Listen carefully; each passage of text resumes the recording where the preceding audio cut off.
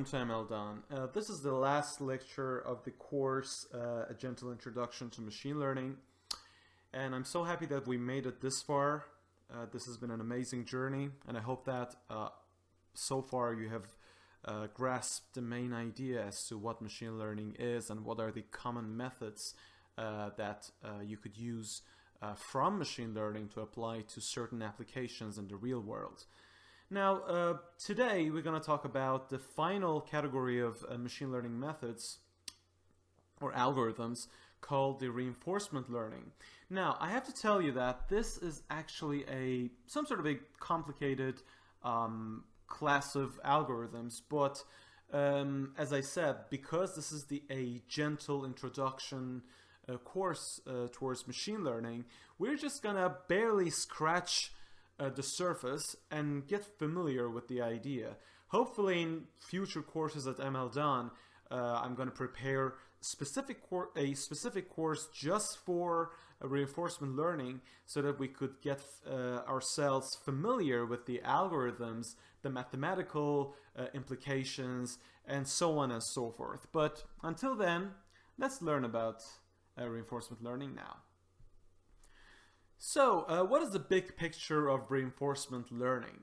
Now, if you remember, when we were dealing with a supervised machine learning problem, for a given input, we would generate an output, and then you would give a feedback to your machine, as in how well is the output, the quality of the output, which could be a simple prediction in a classification problem, how well that decision was. So based on our feedback to the machine learning algorithm, it would adjust its parameters, and this cycle would repeat over and over until after giving many feedbacks to the machine for many predictions that the machine made for many input, finally the machine would learn the task to a reasonable degree that is acceptable to us.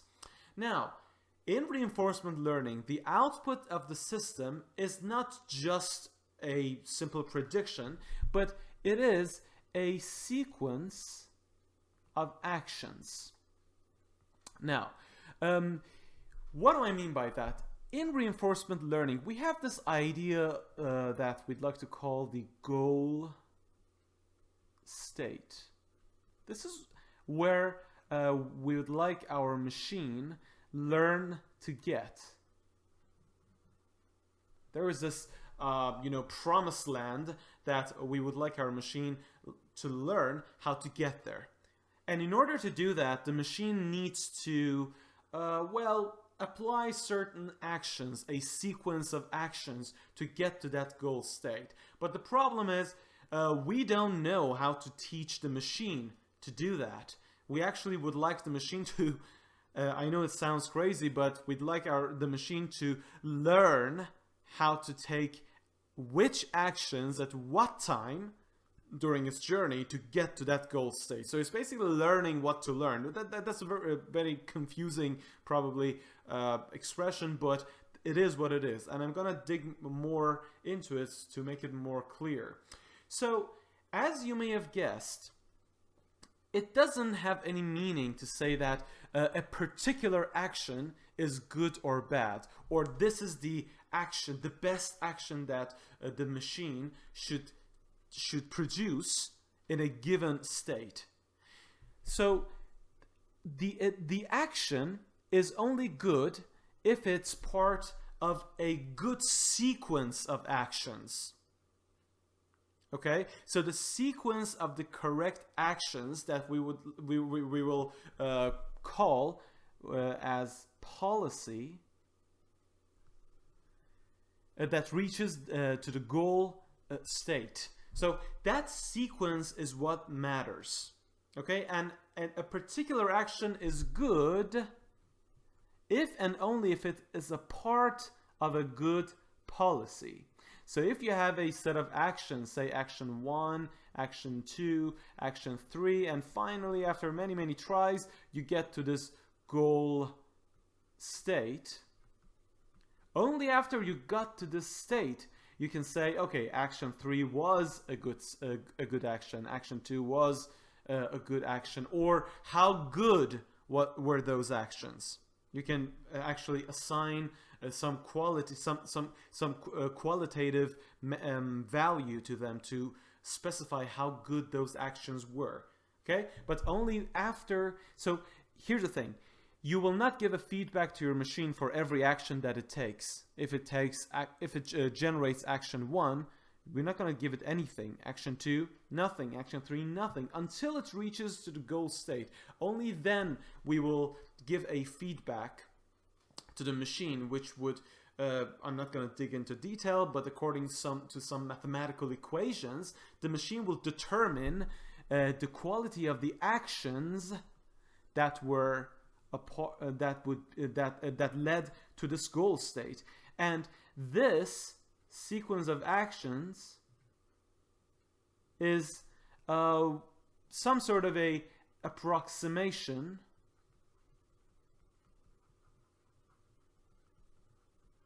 to the policy. Let's say the ultimate policy that we'd like our machine to learn. Okay? Now, so what is the task? The task is for the machine to learn the policy. So if the machine is going to learn the policy, it has to have a way to assess the quality of a policy. And it has to learn from the past good sequence of actions that actually reached to the goal state to generate a new policy. Okay? So based on past experience, what sort of actions did I take and when did I take them that led to the goal state? Okay? So based on all of those, it keeps learning and updating its policy. Okay? And as opposed to the supervised machine learning algorithm, as I just said earlier, the feedback that you would give to the machine is only given to the machine when the goal state is reached. This type of learning is also known as the reinforcement learning, because when the machine reaches the goal state, you would give a reward to the machine. Again, I'm really simplifying this, okay? Because it is actually quite a complicated section of machine learning. But for the purpose of our course, as an introductory course, this would suffice. So as opposed to reinforcement learning, we're not going to provide the machine with a feedback after every output that is generated. So here the outputs are the actions, and only after a sequence of actions have been found that would reach the goal state, we would give the machine a reward, and based on the value of that reward and some mathematical manipulations, the system, the machine, would assign a value to the actions that it took, that sequence of actions that it took that led to the final state, or let's say the goal state. Now, as an example, let's say we want our machine to learn chess, to play chess against an opponent. Let's say we have white and black pieces, and obviously the goal state is to win, right? Let's say the machine is playing white and the opponent, whether it's a machine or a human, is black. So this is the initial state over here, number 1. Number 2, the machine randomly, pay attention, randomly plays an action, which is pawn 2 squares up. And then the opponent does the same. And then, again, randomly, the machine chooses to take out the queen. Remember, we are not giving any feedback after any of these actions that have been generated. So far, the machine has generated 1 and 2. 2 actions, one with the pawn over here, and the other one with the queen over here. But we have not told the machine how well these actions are. Okay, we have not given any feedback, and this is the difference between reinforcement learning and supervised machine learning. And then the opponent, in the fifth board state, the opponent takes out the bishop, and then machine, again, just by random, takes out its own bishop. And then the opponent takes out the pawn, and then the final move, the machine brings the queen, captures the pawn, and this is checkmate. So the white wins, the machine wins. So we reached a goal state. So what is the goal state? The goal state is to win the game, to have a checkmate state and defeat black, right? So only here we're gonna give a high reward to the machine, and then the machine is gonna go all the way back and revise, or basically assign a reward to all of these actions that it took. But remember, we always have a pair of action and state when it comes to reinforcement learning, meaning that in the state number 4, the machine took out its queen, right? So that would be the action, right? So the queen went from d1 to f3. That is the action that it took in this state, which is your board state number 4. So this action in this state will get a high reward, as in this is a good action to take when you're dealing with such a board state. And so far and so on and so forth, all the actions paired with the state of the board that they were taken, or basically they were produced by your machine, will gain a certain reward. Now, if the machine had reached a position where white would lose, then all those actions would get a negative reward, or you could say punishment, right? So it will learn what not to do, what actions not to take in a given state, because those actions have been part of a bad policy or bad sequence of actions, right? Which led not to the goal state, but the exact opposite of goal state, which is when the machine lost. Another example of reinforcement learning would be the problem of maze. Again, you have this big maze, you're gonna enter from one end, and the goal is to exit from the other end, right? So the goal state is to exit the maze. Again, the machine could choose down, up, right, left. So at first the machine might decide down, down, boom. It hit the wall, right? So we're not going to give the machine anything, because this sequence of actions, down, down, down, when you are in this state, in the beginning state, is just bad. So we're not going to give any reward. So the machine reaches the dead end. So it's going to try again. Maybe down, right, up, and then again up. Again, the dead end here. Again, we're not going to give anything to the machine. So the machine has no idea. So here's the thing. Here's the catch. I think you have realized this by now, that the machine would play the game over and over, randomly taking actions over and over until it reaches the goal state. And then it will update all the sequence of actions that, for example, came here, here, here, here. Like finally, if I could win this game, actually, I'm not quite sure if I can win this. It's a little bit tricky to follow, but it would learn this path eventually. Boom, yes, right?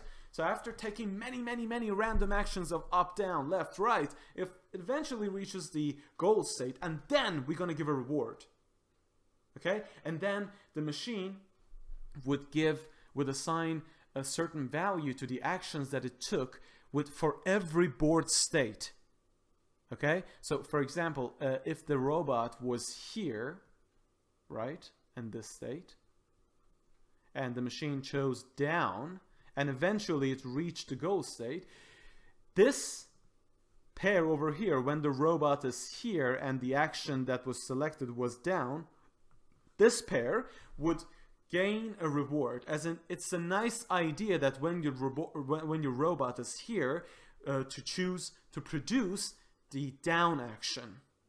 So eventually, after playing many times, it will learn how to play this game. And again, if you focus on chess, which is probably a more realistic one, and it really captures the idea, remember that even though we have a limited number of pieces in chess, the number of possible combinations that you could have on a chessboard is indeed infinite. So there's no way for you to come up with a supervised machine learning algorithm that if the board was like that and you took this action, this is your ground truth. Like this is a winning action. Because you can know from a given action there could be hundreds of thousands of possibilities that could result. So you can never come up with that large data set to give a output, to give some sort of ground truth for any action that your machine might produce. So that is why you'd like the machine to play this game, to explore this environment with infinite number of possibilities, keep trying and trying until it reaches the goal state. So when I say infinite, clearly it's not infinite, but it wouldn't be an exaggeration to say like too many possibilities are out there. Okay? Now, this is actually a kind of popular figure when it comes to machine learning and reinforcement learning. So you got the environment and you got the agent. Your agent produces an action and applies that on your environment, and then the environment would give after your machine reaches the goal state, the environment would give you a reward, okay, based on whether you got to the goal state or not. And after every action that you take, you would reach a new state in your environment, okay? So after every action, you would get to a new state. So at state I, if you take action I, this would lead to state I plus 1, a new state. And then the question is, which action should you take while you're in this state? So the goal is to learn the sequence of actions that would lead you to the goal state, where you will eventually get the reward. Perfect. So in the game of chess, let's learn these terminologies that we just used. Who is the agent? The agent is your machine that is going to play, say, the white. What does a state mean? Clearly, that would be the board state. What is the board state? Where are the pieces? What is the quality of the state? And what is the action? So an action would be to move a piece on the board. And what is the reward? And when is it given? A reward would be a value, okay, that you would assign into your algorithm. A positive value when you win and a negative value when you lose. And when is it given? When the machine reaches a terminal state. So when that terminal state is a winning state or your goal state, that would be a big plus, a big positive number. Otherwise, if your terminal state is a lost state, you're going to give a reward of negative values just so the machine would learn that the sequence of actions that led towards that terminal state, which is the lost state, are members of a bad sequence or a bad policy. So the machine will learn to gradually, after many games, it will gradually start learning the good policy. So at first it might just choose random actions, random movements of the pieces in different states of the board, but eventually that randomness, that huge amount of exploration in the environment would kind of be moved towards exploitation, meaning that I'm going to exploit a good policy here. Okay, so at first you go crazy, just random actions, but eventually you learn which actions would lead to a winning state. And that is how you come up with these amazing chess agents. Like one of them is DeepMind. Let me write the name.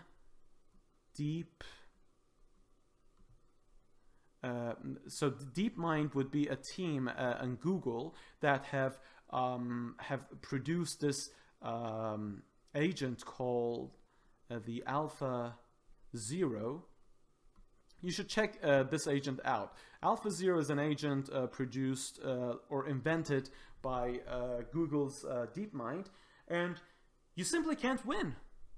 I mean, it's just ruthless. And when it plays a game, funny part is, maybe the chess experts sometimes couldn't figure out why it made a particular move in a given state of the board. And it doesn't make sense by our conventional chess rules. But eventually, maybe 20 moves later, you realize, wow, that was the reason that you made this move.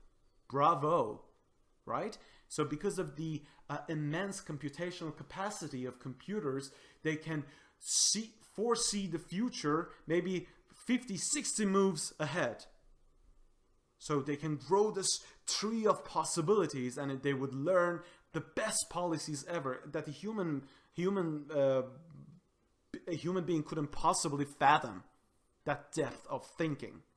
But check it out. That's a very nice example of reinforcement learning. I assume that they have used reinforcement learning because I don't think there's any other way to create such a monster. Well, a brilliant monster. And finally, what is the learning task here? So in supervised machine learning, the learning task is to learn a secret mapping function that would map a given input to a given output. If it's a classification problem, cats or dog images, for a given input image, the machine would learn to map it to the right class, whether the image is a cat image or a dog image. Okay, so for every input, it would produce an output, and we're gonna give the ground truth to the machine, so that after many mistakes, it will learn what makes a cat and what makes a dog. So the task is to learn that mapping function. But here, the task is to learn the best sequence of actions, which is the best policy. I'm gonna show it with policy star. This is the learning task here. Now, there are some interesting challenges in reinforcement learning. For example, if you think about the maze problem that I just talked to you about, imagine that you've got this robot in this maze, and the goal is for the robot to learn how to get out of the maze, right? The problem is, the way the robot would perceive the environment is highly dependent on what type of sensors are connected to different joints of the robot, and how good the sensors are, the quality of the information that these sensors would provide the robot with. So if the system has unreliable and incomplete sensory information, that's a big challenge. Then that would mean that your robot would have a incomplete vision of the state that it is in the maze. So for example, the robot might not know where it is, okay? But it might just know that there is a puddle in front of it. So going down is not a good idea, okay? But because it has a sensor in front of it, right? So when you have partially observable state or partially observable environment, it would be quite challenging for reinforcement learning to converge to a optimal policy.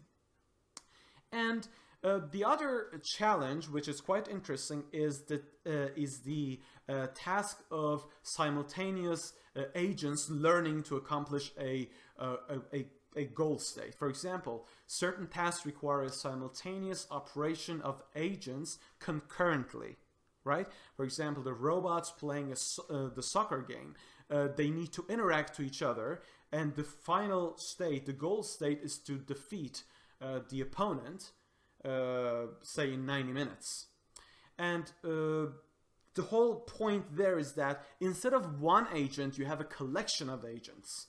And the state would be, at any point, would be the position of these robots on the football court, and maybe the standing scores. Like if we are if the opponent is ahead by many points, maybe the agents would learn to get more risky and more aggressive to make sure that they're gonna at least make it equal with the opponent, or maybe they could even win based on how far they're trailing on the scoreboard. Okay, perfect. So this is the end of the lecture and the course of Gentle Introduction to Machine Learning. I do hope that this course has been, well, informative for you, and I do hope that you have learned what you were looking forward to learning. And we're gonna update MLDone with future courses from different levels. And until then, check out the website for updates on the courses, and also the blog posts, the Twitter of MLDone, and the YouTube channel. We're gonna post regular tweets and videos on both channels. So it was a lovely journey. I really enjoyed that. On behalf of MLDone, take care of yourselves, and bye bye.